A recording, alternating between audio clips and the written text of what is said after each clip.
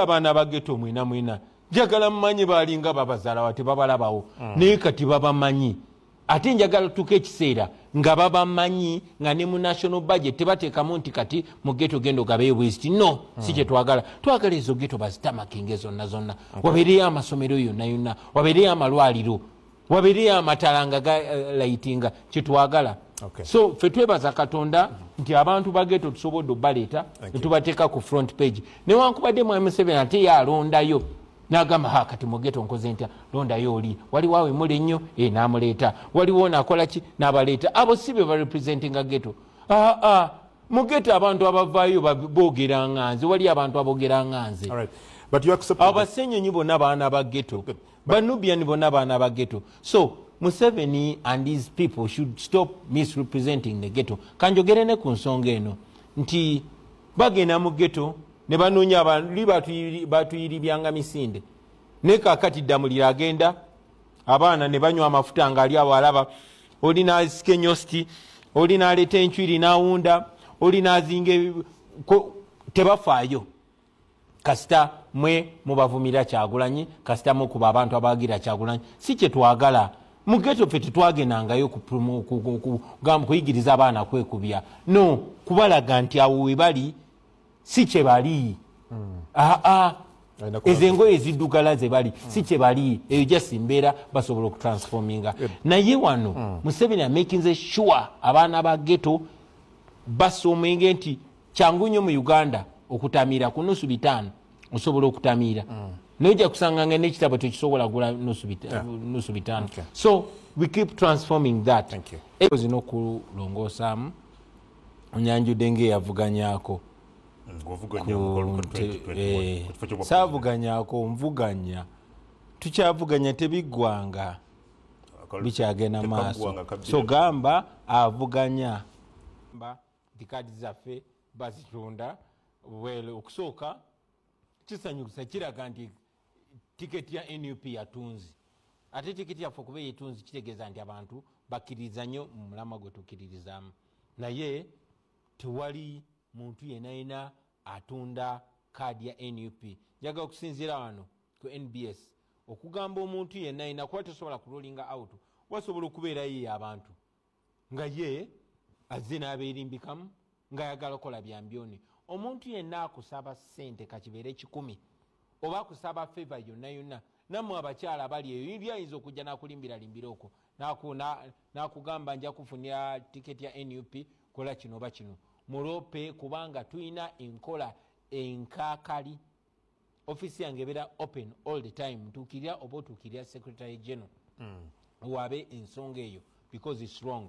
Ekyokubiri doesn't matter ne bwoba teweetaaga kuba nti gw'otuuka nnyo ku kitebe oba omanyi president oba omanyi secretary general oba omanyi leader of opposition oba mobilization secretary nti gwe kati gwe oyina enkizo okubalala bonna. Buli memba wa NUP yenkanankana ne munne era mwenna musobola okwesimbawo tubatunulira kyenkanyi bye tugoberera mu bimanyi so tebakulimba tiwaayo sente bwe ziti oba nze nja okuconnectinga no enkola yaffe eri transparent eri open eri clear.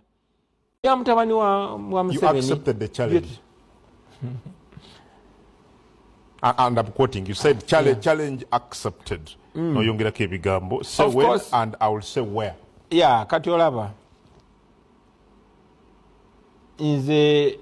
First of all, manyi nti mutabani wa Museveni bambya ndootako ndowooza singa akeera ku makyanga yenze kyekirabo kye ky'abasinze okufuna naye tesi yenze. Era naye mugambe waliyo Bobi Wine omu ali wano naye ate ng'ekyo kivuddeko abyagala nnyo naye namugamba challenge accepted era ayimirire mu ringi bamanye ani Geno omutuufu kuba awo muba mugenda kumanya Rio Geno ne fake Geno naye kati ebyo bya kiseera ekyo saawa zino twogera ku nsonga eziri serious ez'eggwanga sabira tebiri serious bito byawandiika bino okumwenge naawe well honorable okumwenge kyeŋŋamba kungu tewefula atakiwulidde ati amanyi nti n'okukiwulira obuwulizi bajja nga tunatera okubeera nga tumaliriza honorable abaffe bwe mba nabba Museveni obululu miliyoni namba nga yalonda byabakama lwaki tagoba byabakama kubanga nakozesa byabakama nenziba obululu bwa Museveni sikyo lwaki tagoba byabakama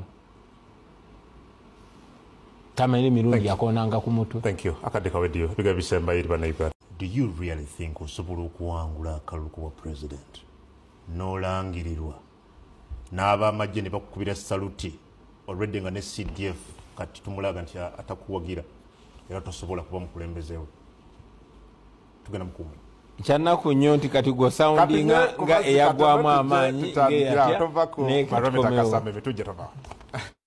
naye kati olunaku lwaleero ekizibu kya Uganda kiri kimu nguzi ate nga kituufu omanyi bagamba you can have 1000 problems until you have a health problem and then you have one problem. Oyinza okubeera n'ebizibu 10 paka wobeera n'ekizibu ky'obulwadde awo n'obeera ng'olina ekizibu kimu. Kati ekizibu kye tulina kya nguzi kya bulyake kya bukenuzi kya bubbi ekyennaku tugiyita jasinguzi si jasinguzi buno bukenuzi buno bubbi nti tebabbako bubbi bantu sente wabula bababbako ebiseera byabwe by'omu maaso bababbako obulamu bwabwe bababbako emikisa gyabwe. Esimu yo esinga emmundu osobola ogikozesa okugulawo obwongo bw'abantu. Bagamba a man who is educated is unfit to be slave. Singa obwongo bwamwe mubugula mujja kuva mu mbeera eno ate nga kisobokera ddala musobola okubeera mu nsi eyeyagaza musobola okubeera mu nsi nga amalwaliro gakola nga galimu amalagala musobola okubeera mu nsi nga buli kkubo lya koolaasi buli woolaga musobola okubeera mu nsi ng'amateeka gakola nga bw'ofuna obuzibu ogenda ku poliisi ne uyambibwa musobola okubeera mu nsi nga bw'obeera n'akako kabeera kako musobola okubeera mu nsi nga temunyigirizibwa naye ensi temugenda gifunira ku silver platter mulina gyenyigiramu bwe mutakikola kino mujja kuba abaana bammwe bemusindisa okubeera mu mbeera eno singa bazadde baffe bakola bino byetukola ne balemerako singa tutuli mu mbeera eno singa bompitano ku TV tuli mu kudiscussinga kakati daamu eno gye bakola wegirowoozaako kinze ngamba edaamu bandigikoze ng'etunudde eno kakati ebyobulambuzi oyagala bikole bityanga ngamba basooke kukola bino naye kakati tuli mu kulwana kubeera bantu tetulwana kukulaakulanya nsi yaffe tulwana kubeera abantu nakubeera ddembe ly'abantu so mmwe abavubuka eyo yonna gye muli eno si nsonga ya Kyagulanyi eno si nsonga ya Ssenyonyi ne waliwo bannaffe abagamba aba opposition ne nga ba O-position ku bo kifo obalabye bangi nnyo abagamba nti tuli opposition saagala nnyo okwogera ku manya g'abantu netekinga example ya muganda waffe akulira DP yayingira mu ndagaano ne Mwai Museveni naye agamba nti opposition waliyo ne bali Museveni byagamba oli opposition ompakanyiza bulungi nnyo kwate ejjamba lirino so eyo si opposition fe gye twapulaning okujja fe tetujjangako okubeera mu opposition mbu tubeere naffe ekibiina ky'opposition opposition tetulwana kukulaakulanya nsi yaffe tulwana kubeera abantu nakubeera ddembe ly'abantu so mmwe abavubuka eyo yonna gye muli eno si nsonga ya Kyagulanyi eno si nsonga ya Ssenyonyi eno si nsonga ya Nyanzi oba Lubongo oba Wayiso oba Nubyandi no eno nsonga yammwe mwenna you are equally responsible. Bino byenjogera osobola bigamba banno ng'okuta essimu yo mukozesa essimu zammwe ezo essimu ezo ziri very important ate buli bwe mulaba nga babalwanyisa nga bagamba kati mujjeeko TikTok mumanya mukutta awabaluma awo wennyini we mubamulemerako pressure ekola bano abantu musobola okubateeka ku pressure ebuugiza bwe mutyo temulekerawo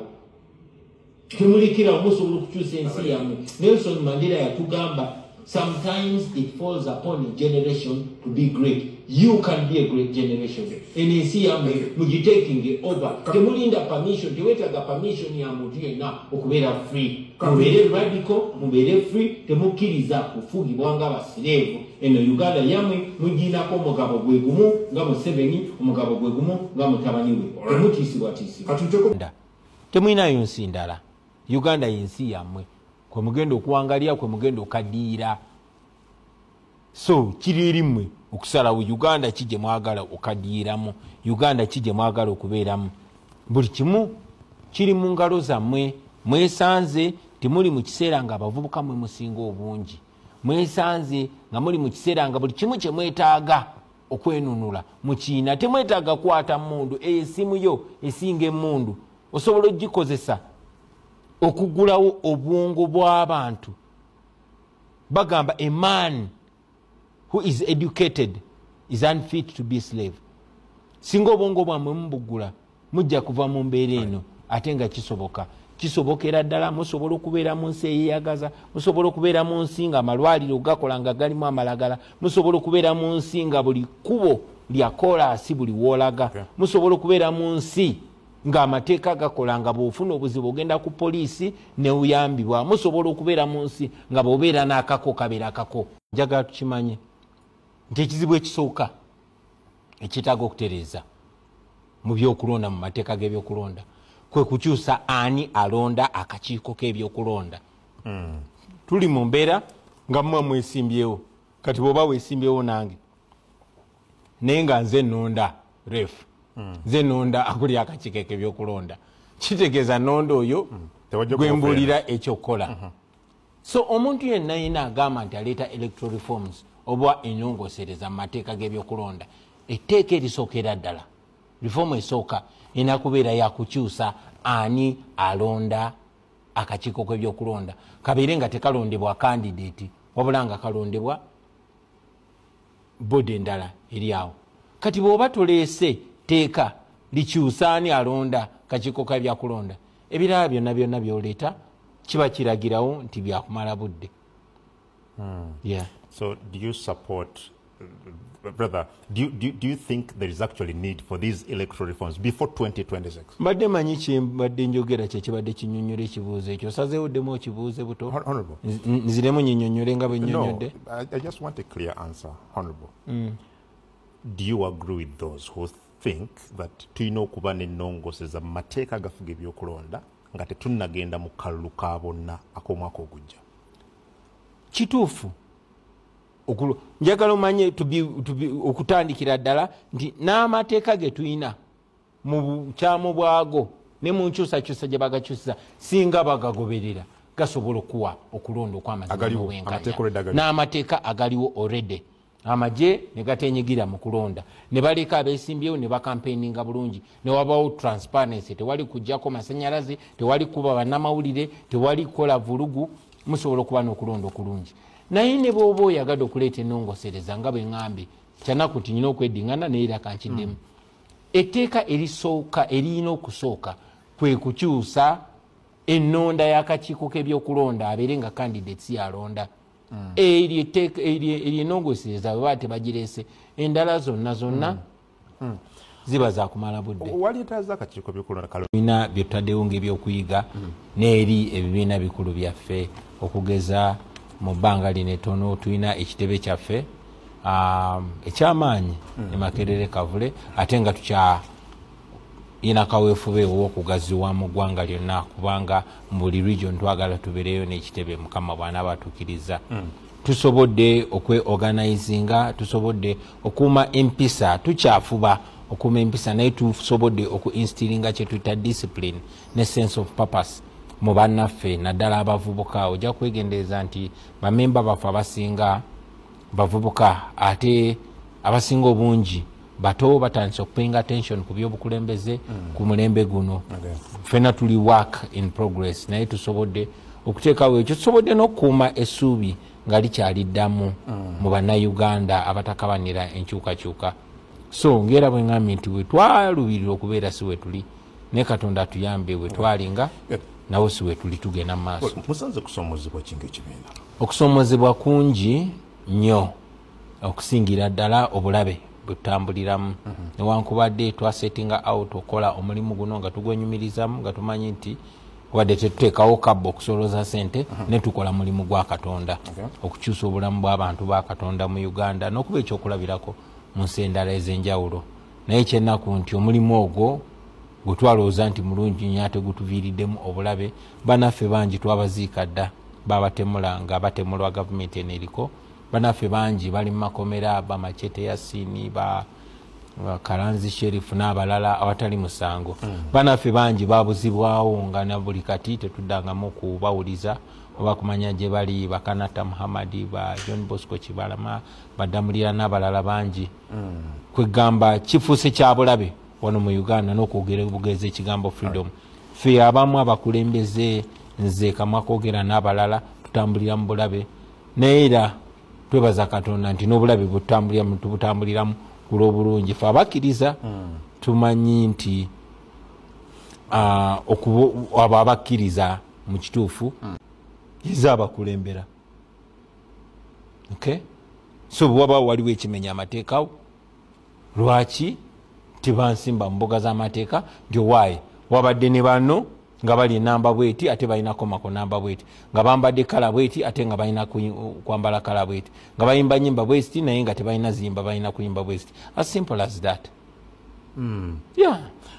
Oba kikyabavitako ne raid gye baakola ku kitebe kyammwe ekya National Unity Platform nalina omwogezi w'eggye lya Uganda ne Ministry ya Defense mukulu Felix Kulaije nti kungu bw'olaba ekitambula ng'embaata nga kirya ng'embaata then yebeera mbaata abakulu abo boolabye ekavule bye bambala okusinziira ku ye byagala kufaanana ebyamagye enyimba ze bayimba zaagala kufaanagana z'abalwanyi akati ago semagye.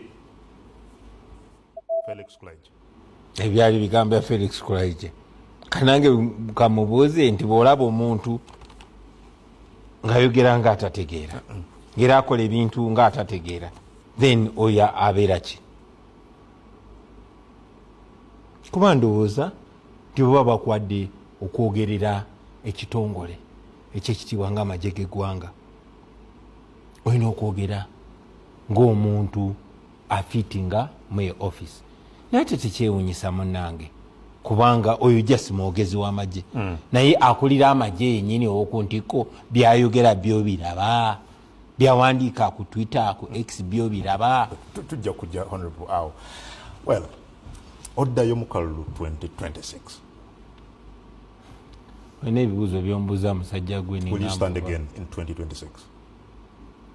Tuli mu kalulu naye ombuuza mugenda mu kalulu tuli mu kalulu first round twagiwangudde Diika Wempe kati yombuuza ki framing ekibuuzo ky'obulungi. Are you offering yourself ku level ya president mu 2026 again? Kati nkuddemu ntya? Are you standing? I offered myself a long time ago.